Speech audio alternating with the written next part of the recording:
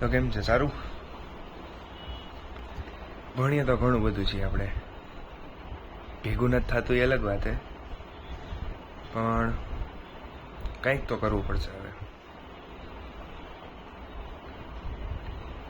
Result આવે ત્યારે બધા એમ પૂછવા આવે કે કેટલું રિઝલ્ટ આવ્યું, કેવી રીતના આવ્યું, કેમ આવ્યું. ઓછું આવે તો એમ કહે કે ઠોઠડો છે, વધારે આવે તો એમ કે હવે આગળ જઈને શું કરશે, ભણી ભણીને તો આટલા તૂટી પડી ગયા એમ. લોકોને વધારે આવે તોય વાંધો છે, લોકોને ઓછું આવે તોય વાંધો છે. આપણે આપણું કરવાનું છે. ઇન શોર્ટ, કેમ આપણે આપણું કરવાનું એટલે લોકો બોલે છે એ બોલવા દો.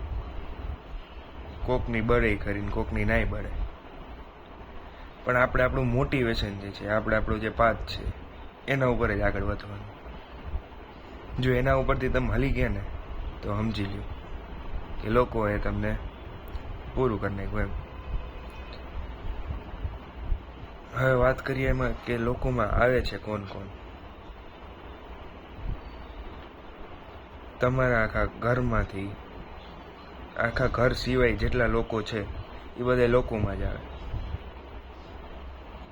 ફેમિલી મેમ્બર્સ કયો, શેરી ગલીવાળા કયો, સ્કૂલવાળા કયો, બધા ઈ જ થાય. સમજી જાવ વહેલું તો સારી વાત છે. બાકી જય દ્વારકાધીશ.